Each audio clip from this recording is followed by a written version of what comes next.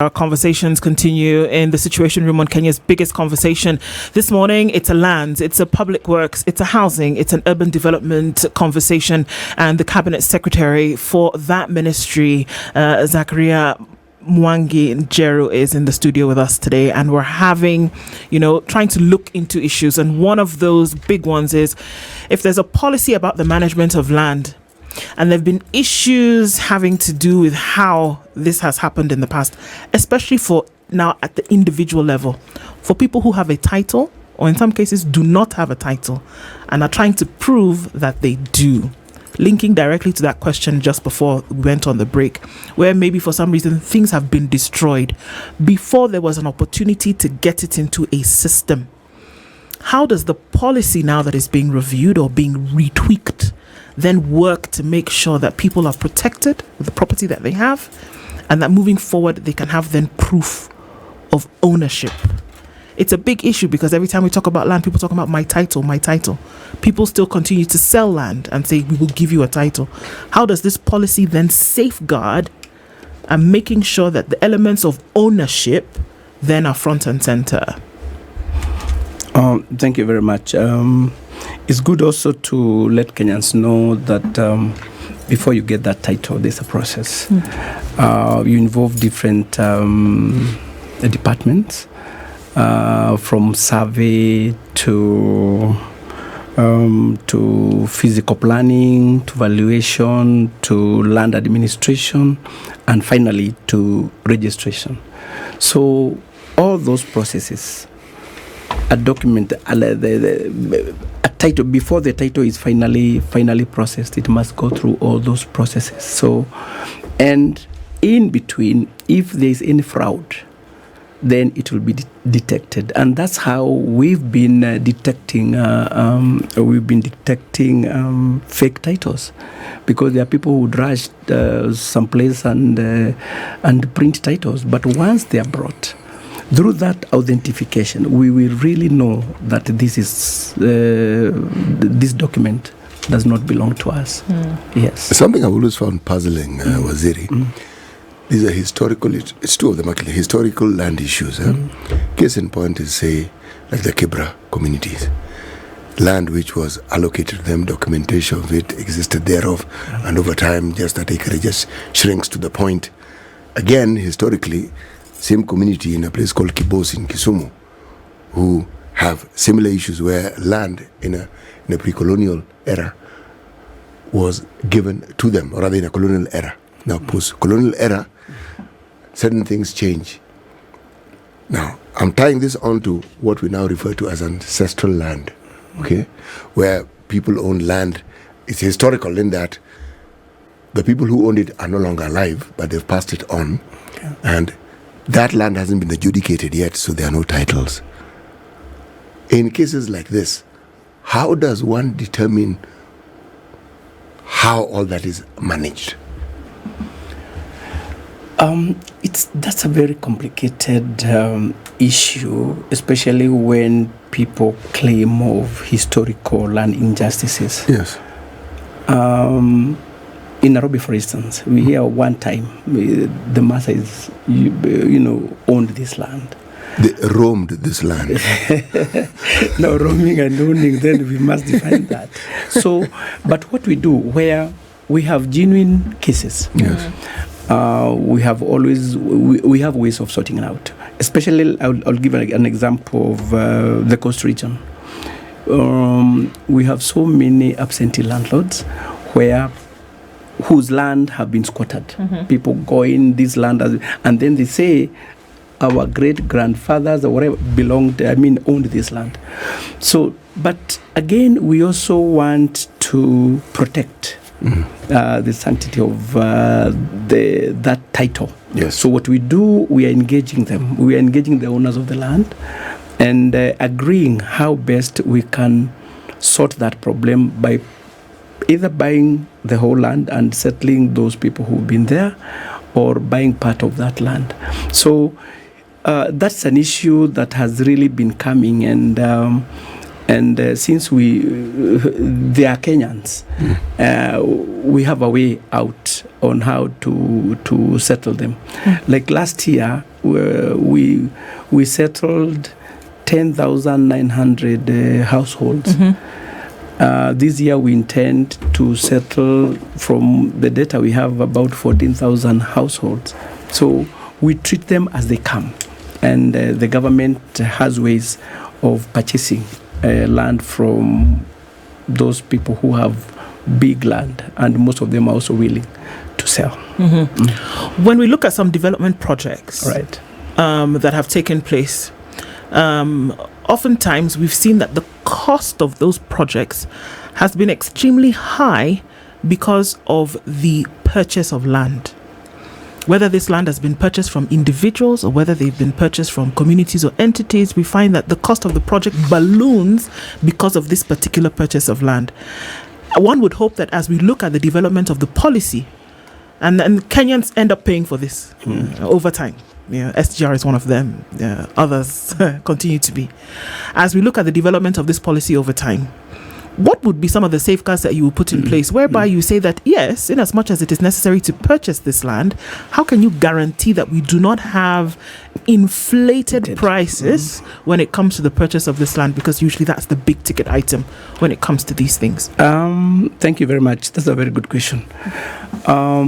We are coming out with what we're calling the National Land Value Index, meaning in a certain area, we should know the value of that land. That problem has come especially when it comes to compensation, where maybe a road is passing and then guys rush there, buy land, and you find that we are living in the same area. My land is valued differently from yours. Of course, because of the reason we all know why. But now we are coming with this National Land Value Index, which will be guiding. It will be our reference point when it comes to government purchasing. And that way, even when you want to buy your own private land, you'll actually know, you'll have a clue of how much it would cost, instead of a person just giving a figure. So the National Land Value Index will help us. Will help us in controlling and making sure that we don't have inflated, values. Okay. Yeah. What about public land that's is held illegally, that's been grabbed? Because a lot of developments, even revenue-raising measures, can't happen because public individuals have grabbed public land. That is a problem that has been there, and we are letting Kenyans know that if you are sitting on grabbed land, then your days are numbered. And that is something we are strongly we have that data, and actually during this process of digitization, we are picking all those public lands. We are picking because the files we have clearly shows what is public and what is private. So for those who have grabbed, then I can assure you soon they'll be brought in books. Yeah. And that land will revert back to the intended purpose. Is the ministry aware of who these individuals are, aware and willing to then come and say, look, we know that you've grabbed land? Because this is one of the things. Is there an appetite to actually say, yes, we know that this is public land, it has been grabbed, there has been personal gain that has been made as a result of this? Is the ministry aware of those individuals? And how can Kenyans be guaranteed that there is an appetite or there is a desire to make sure that this land is gotten back, and the due diligence be done to make sure these individuals pay for, return, or at least face the law as would another individual had they gotten into the same thing? In the first place, it was illegal to take what is not meant for you. So actually, we'll just be telling them, give back what belongs to the government, what belongs to the public. So here it's not a question of tafadhali, because this land was not meant for private, unless where due processes were followed. You can request through, you can request to be allocated land, I mean public land. through the national NLC. But once you grab land that belonged to, say, a school, a hospital, or a public purpose, yes, or a prison. Actually, we have a problem with, I don't know why you've mentioned that. A lot of these institutions' land have been grabbed. And the other thing we are telling them, can they come to us as a ministry so that we can also secure? We go survey and make sure we give them also 10-hour documents. But because we realize most public land don't have titles. Yeah, but Waziri, is the ministry aware of who these individuals and entities are? Because it does seem as though it's a no-brainer. They must be many. If Wanjiru, we know very well that Wanjiru has grabbed plot X and it is under her use and it belongs to the public. What precludes immediate action? Because it's a conversation that has been ongoing. Flowing, threading through one administration to the next. So the question is, it seems to be like an accepted thing. All right, we know Wanjiru has that land. Okay, let her be for a minute. Is there an appetite to actually deal with the issue? Because grab land has become a buzzword when it comes to corruption. Is there an appetite to actually deal with these things? That's the question. Let me give an example to add the way an exam is set. Question, example, Shule Yangu campaign. Public schools didn't have the titles. Right. I was speaking to Sam Kimeo, one of the architects, him and Irungu Horton, that the institution set up this campaign because they realized the land that was being grabbed in Langata by Weston and the owners of Weston was possible because that school didn't have its title. And when they dug further, they found a lot of public schools didn't have their titles, especially because of the transition, I think the coming in of the constitution, the transfer of the management of schools from the councils to the national government. In between, things got lost. Now, Sam was telling me, and I was with him some 2 weeks ago, they were so frustrated in trying to get the issuance of the title. So they got promises, but the execution forced them to actually set up a platform that continued to campaign and to lobby. Now, why would it be that difficult for government to issue titles to its own institutions if those cartels weren't sitting in government? And what will you do about it? Like now, we are working closely with the Ministry of Education to give us a list and inventory of all their schools so that we can resurvey those schools. We can do surveys and make sure that they get back what belongs to them. So even other government institutions like the prisons, prisons land also has been affected much. So we are telling them to come to us so that we can be able to get titles for them. So it's a collective exercise where all government institutions should come to us, and we'll provide that free service to them. But you know, this matter isn't as simple as it seems. Because one, yes, I am the holder of the title now. What if I am the fifth buyer?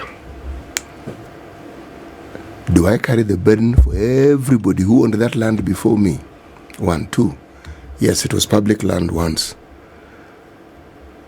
Sunshine School here in Nairobi, on that Langata Road, that was prison land. That's a public school, it's benefiting people. What do? Do you give the land back? And you can see it's a school, you can see its benefit, you can see it's a private school? No. Public school. It's a public school. It's a public school. So, you see, why public I'm saying land, public school. Yes. Maybe the use. Why I'm saying this is, sometimes when we talk of grabbed land, we mix everything in that basket without deciphering as to, yes, there's something called change of user in land. What processes, and Wazir has mentioned it well, was followed before this took place? But Siti, the way you're asking your question, what we're asking is very clear, that public land has been grabbed over the years. And so that there are private individuals holding public land for their own private use. They even grab riparian land. at a big They even hazard. grab road reserves. Yes. And we are aware of these Yes. individuals, who they are, where they are. They don't live on Mars. They're here in Kenya. And I still go back to the question is that here we are saying, look at the new administration that has come into place has been very big on agriculture and said, look, we need to turn Kenya into an agriculture powerhouse in order to move the economy. We also have experts and specialists who tell us that the land in Kenya, and we just try to draw the parallel between the two, that the land that can be used in Kenya is actually not adequate. Right? There's not enough that can then push this particular agenda. Meanwhile, we also know that huge tracts of land, for two examples. Number one, belong to individuals who just, woke up one morning and took it. Or two, individuals who are using large tracts of land for agriculture, but for a private benefit. So the question is, what is the appetite to really, literally get to these individuals? And of course, there are other institutions that will be involved in this, but where is the appetite to say, we have a policy, we have a National Land Commission, we have a Ministry of Lands, Public Works, Urban Development and Housing, who has been tasked with the responsibility to manage the land in this country, but we have individuals who, if it was on another level, have committed crimes by taking this land, and we're just looking at it and saying, okay, one day we will do something. What's the appetite to get that sorted out today? Yes, the government is committed to make sure that public land that has been grabbed reverts back to the government. That is the message. And if that public land has been put into proper use and proper processes were followed to have it, then that is a point where we can also have a discussion. But grabbing public land for personal use and using unorthodox ways to acquire that, we'll have a problem with such people. What strategies will you have for the sacred cows who are sitting in government? Because many of the grabbers are either in government, have been in government, or have links in government, because to be able to I'm pull not it sure about that. So investigations will reveal that. Once we know, we will treat Kenyans as Kenyans. Okay. We are not going to have sacred cows. Waziri, it's unfortunate, but we are heaping a whole load of problems that are again historical in the Ministry of Lands on your head, because you are now the boss of that particular ministry. So bear with us as we heap a little more. Yes. Okay. It's a hot seat. So, Yeah, it's okay. all right, it is a hot. So one of the questions then very clearly is that a couple of months ago, the president asked everybody in his cabinet and those under them to sign performance contracts. Performance. Did you sign a performance contract? I did. What did it say that you were going to do and deliver over these 5 years for you as the cabinet secretary? Of course, I did indicate to you that I have 3 state departments. So for each and every state department, there's what I promised to deliver. On affordable housing, we have said we are going to do 200,000 units, affordable units, and we are committed to do that. For the last 10 months, I think it's good to mention, we have launched 13 projects across the country, which, when complete, will give us 38,500 and 237 units. We have other 14 projects that are ready to be launched, and when completed, they will also give us 32,480 units.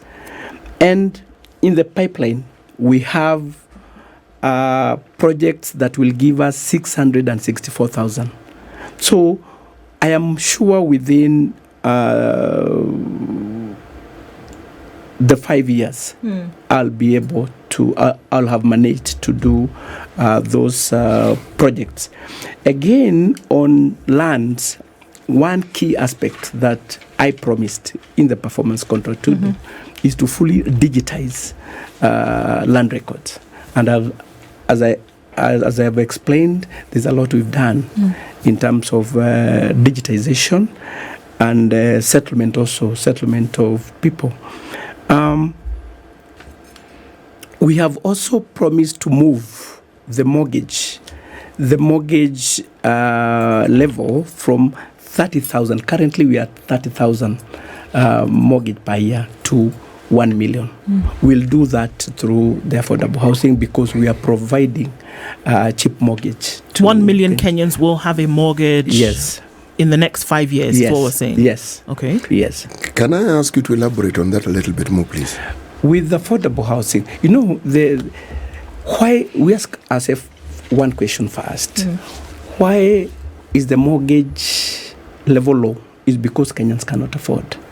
The financing, it's expensive. But with the affordable, let me tell you, the model we are coming up with, a 1-bedroomed house will cost $1 million. No, 2-bedroomed house will cost $1 million. For studios, we are planning to have it between 500 and 600,000, which is affordable because you realize the rent most of those people pay is between maybe 4,000 to 8,000 per month rent, but you can use the same rent to own a home for a longer period. You get? So that's why I'm telling you, so many Kenyans now will go through that model because it's affordable and you'll still be using the same amount of money that you've been paying for rent. And of course, you live in a decent home.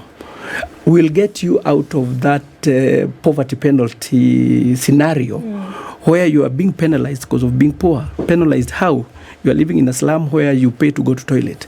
You buy water more expensive. You buy electricity more expensive. You even paid for security. So we want to turn around the whole ecosystem and make sure that Kenyans live in a decent and affordable home. Yes.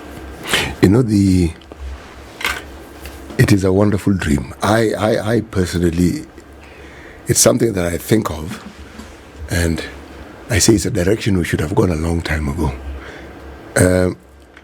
National Housing Corporation used to do precisely that very many years ago. Then, of course, the Bretton Woods institution came in with their rules and what have you, and that sort of like went completely south. How then do you connect this levy, this tax, this housing tax as we call it, that people have protested about so much? How do you connect it to affordable housing? Right. Housing levy.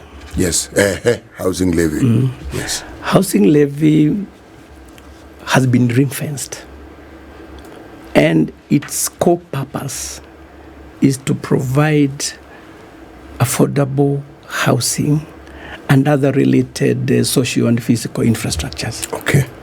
So purposely that fund is meant to achieve what I've just explained. Okay. How?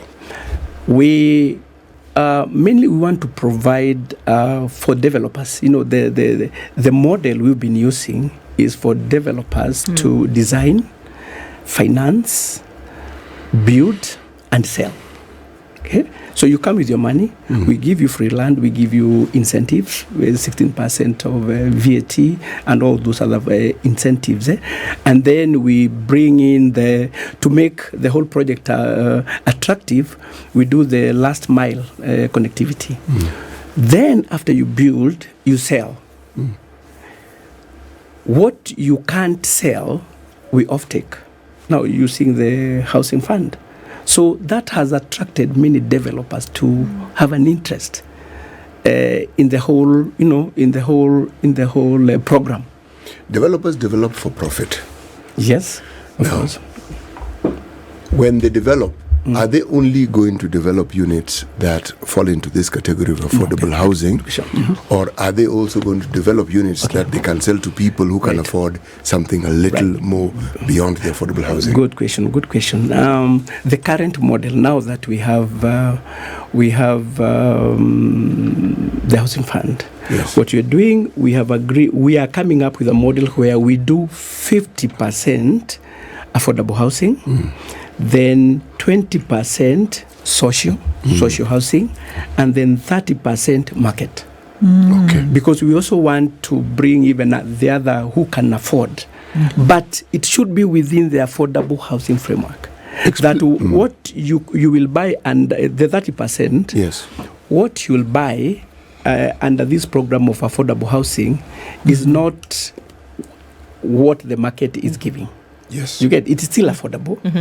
So that if the market for Essentially it's subsidized. Yeah, exactly. Yeah, because already we have provided. So what is social housing then? Social housing is they are decent homes. They are 1 room, 2 room, and 3 roomed housing, which are slightly smaller than this other affordable housing.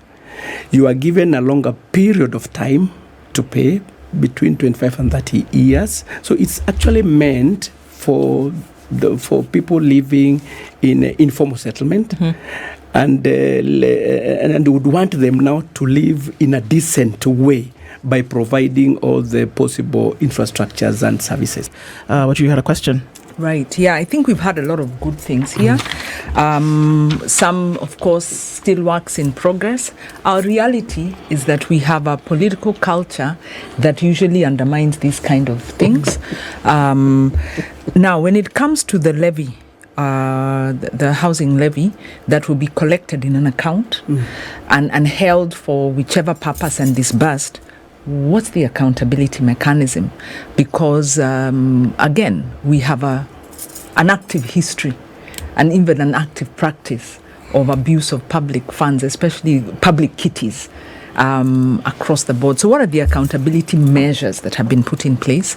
And then through the almost 2 hours that we've been talking, I've heard very good things. I haven't heard about the role of the public. Where are the public in terms of land, housing, urban development? Where are the gaps that you'd like to see, addressed in terms of public engagement? Thanks. Thank you. This fund will be operationalized through regulations. And currently that's where we are. We are actually at the tail end of draft regulations. Soon we'll draw that to the public so that we have public participation.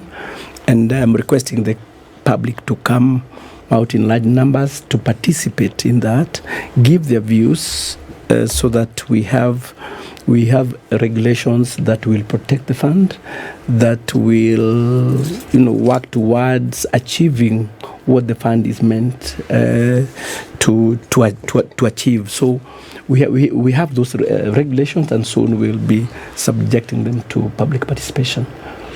Yeah, well, my question is actually accountability of the fund. The regulations and public participation, that's a constitutional requirement, but that's a basic requirement at the development of policy. When it comes to managing a fund, what we found is, number one, funds are very many. Each have their own little administrative structure, and they don't have proper oversight. In fact, we met with Parliament some time back when we were looking at division of revenue in 2019. Who is we? Civil society. Okay. Met with Parliament. We were looking at the division of revenue issue, and they asked us, where are the reports on the administration of funds? And the reason they asked, and it was the technical teams of Parliament, is because those reports don't exist. Government takes money, uses money, and they do very minimum reporting that is not robust enough for oversight institutions. In other words, oversight institutions don't have visibility of the disbursements out of these funds until the Auditor General comes in, and the Auditor General only does a sample. They don't audit the funds properly. So the concern that maybe is even beyond your docket, but one that you should be mindful of, is that the administration of funds is a challenge. And you have to be very intentional about accountability in terms of the money in, the money out, the approvals, the kind of... So that's really the question. And on public participation, my question is, again, beyond policy, where is the public in terms of getting accountability from your point of view, from your standpoint, in lands administration, land use management, in the housing, in urban development? What's the role of the public? Are they only to come to give views during policy making? Because the anticipation is that at the very local level, citizens are the ones who are the eyes of government. They are the ones who are ensuring what has been resolved is happening. So if that's something that maybe the ministry hasn't paid attention to, maybe there's a need to consider what are the implications for public participation, transparency, accountability with regard to the mandate of the ministry, and how can you help push that agenda? With the regulations, I'm sure the regulations will stipulate how the fund will be administered. Whether this through a board and etc. and all that. So once these regulations are ready, and then the public participate in the whole in the whole exercise, then that way we will have a guide on how best to manage this fund. But one thing I want to assist is that this fund, and His Excellency the President has insisted that it should be ring-fenced for provision, specifically provision on affordable housing and related physical and social infrastructures. So it's a fund that will be protected and should perform what it was meant for. It will not go to the exchequer for other use. So one, we know it was a bit tight and tough to have it. Therefore, I know the public will also be keen to make sure that it is not misused.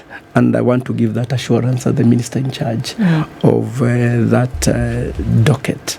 So there's a lot of public participation. In fact, whatever we are doing as a ministry and as a government is to make sure that we fully involve the public because the money used comes from them. Indeed. So do I hear you to be saying, Waziri, that this structure that you're saying is being put in place, it will give us a clear understanding of the details of what exactly will happen with this money. Right. And so with the public participation, you're saying that the public will now have a clear view of the structures, so they can actually determine whether the money is actually being used for the intended purpose. Okay. Okay. Right. And are you saying the public participation is ongoing, like at the local level, where you said that the pilot, the sites that are presently being...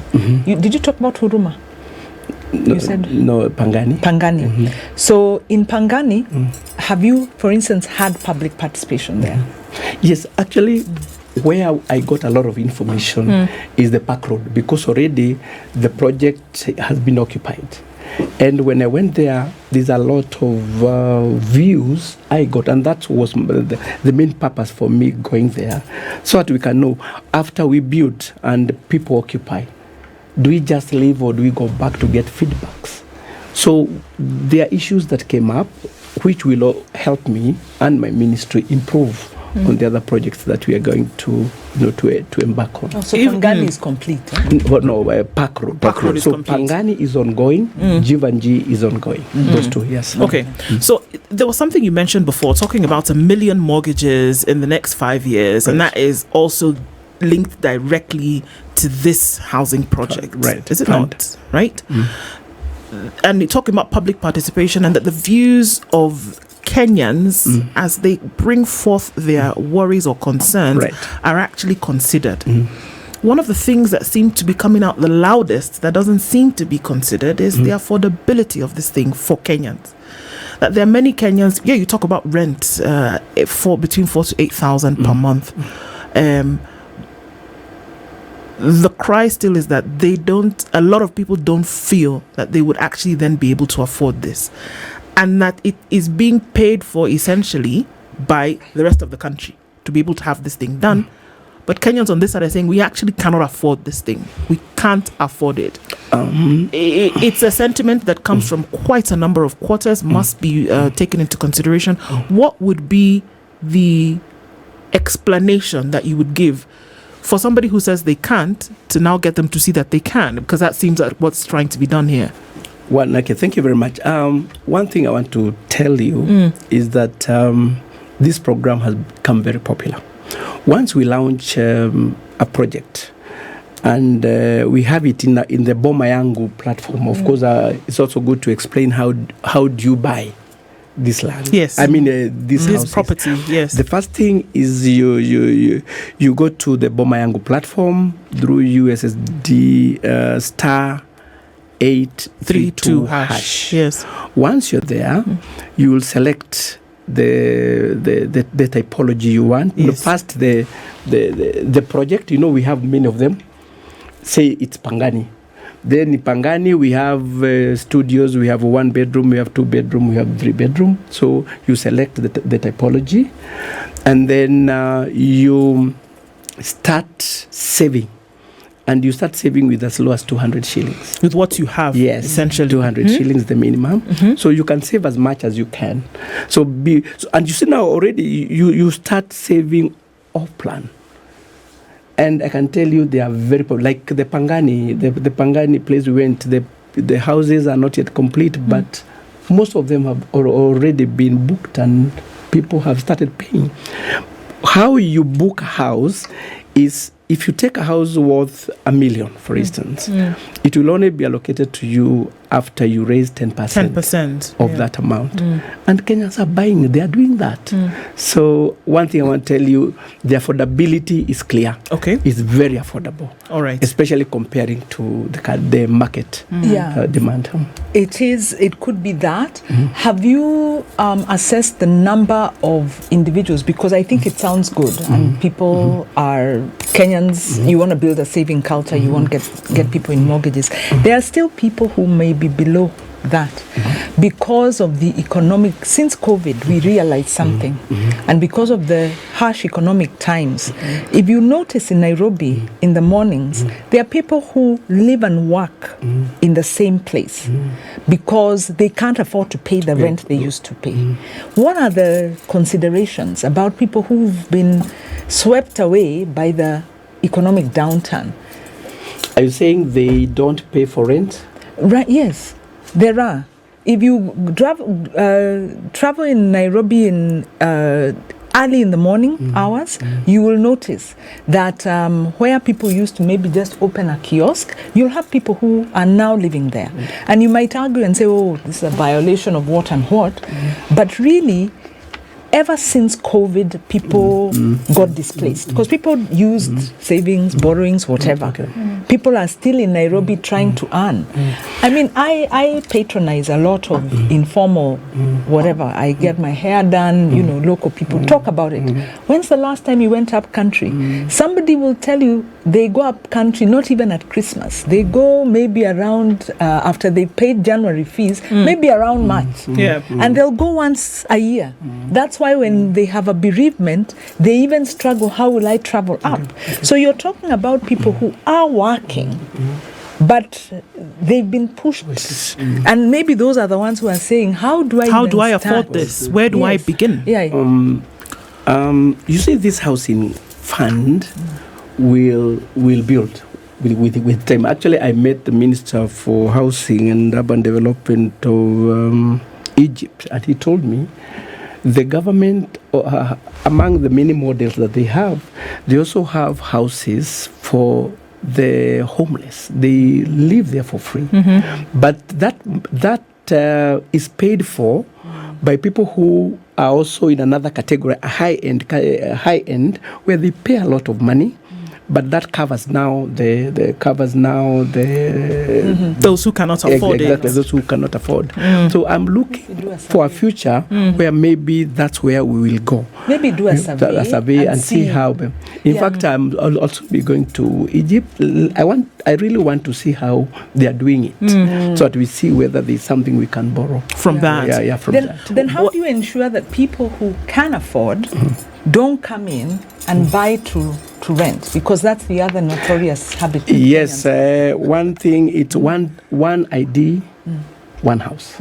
You cannot have your ideas. Yes. You can't have one in Nairobi. No. So that's why we're also telling them, you be careful, you don't just rush, and then you realize you've locked yourself. Yes, you've locked yourself. So it's one ID, one house. It could be the ID for your spouse, it could be the ID for your child. Okay. They own different houses. As long as you're above 18. Okay. As long as you're above 18 years. So 1 year has clocked on your position here, and there are 4 years to go within this stint at this administration.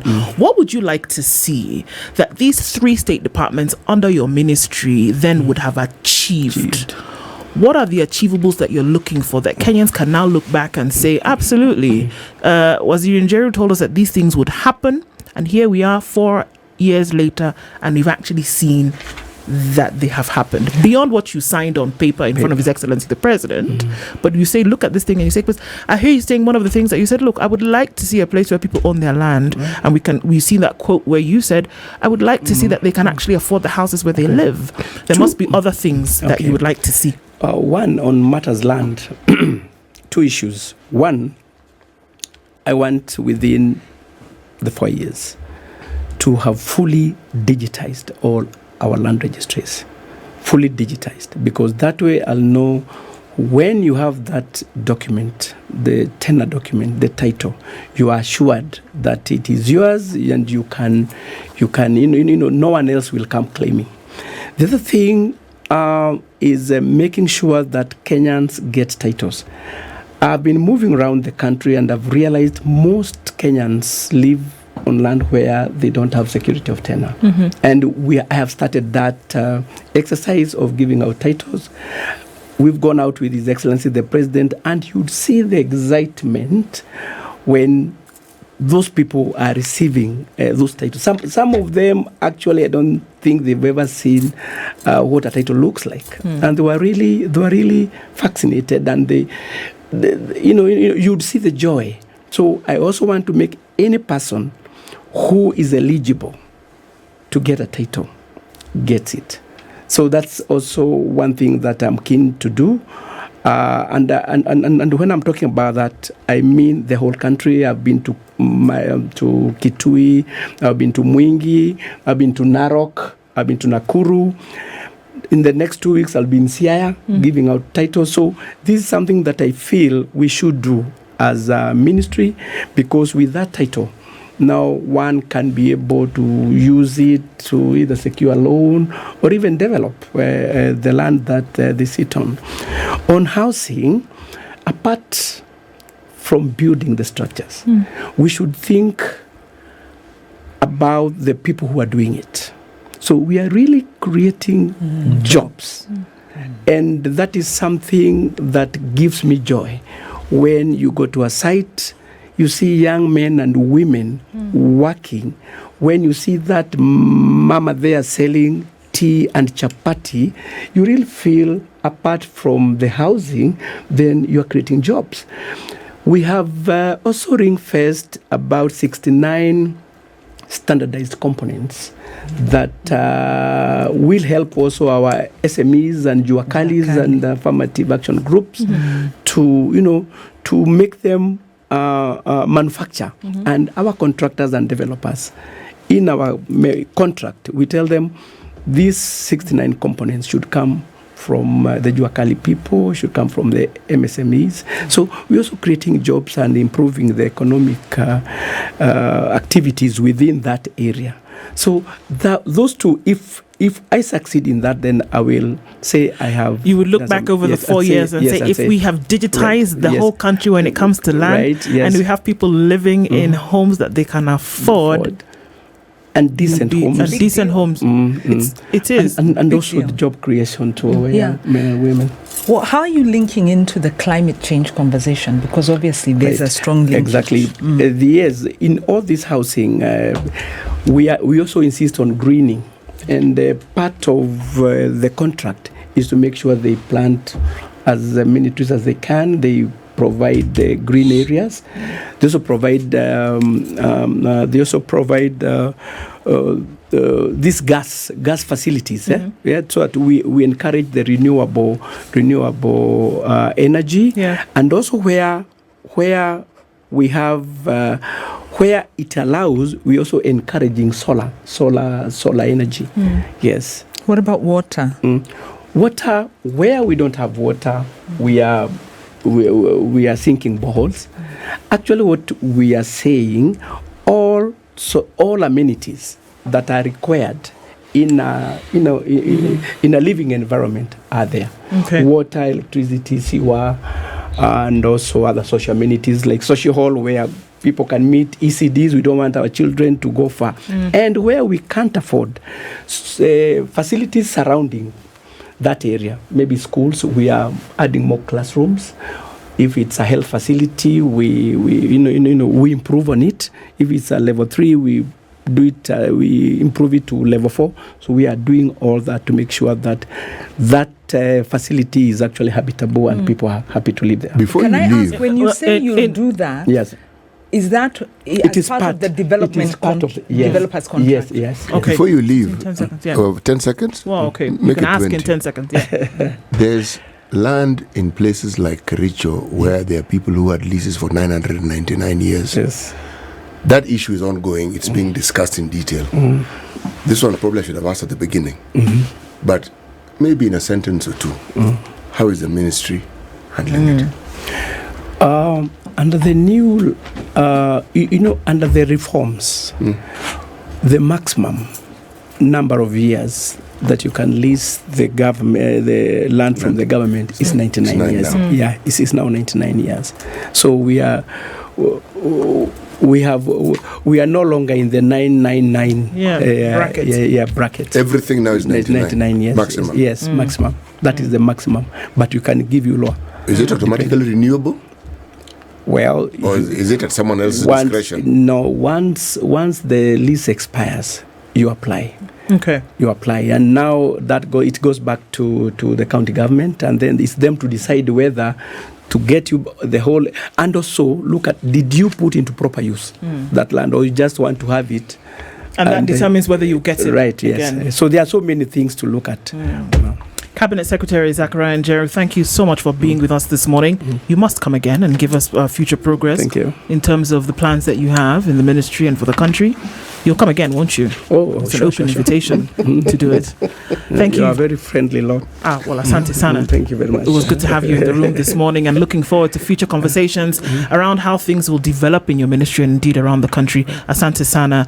We're coming round towards the top of the hour. It's been 2 hours of having the Cabinet Secretary with us and looking at some of those pertinent issues when it comes to land, public works, housing and urban development around the country, looking at a one government approach to how some of these things are going to be carried out as we go over the next 4 years. He's promised he'll be back to let us know that progress, and we can hold him to account on that. This is the Situation Room, the only way to start your day.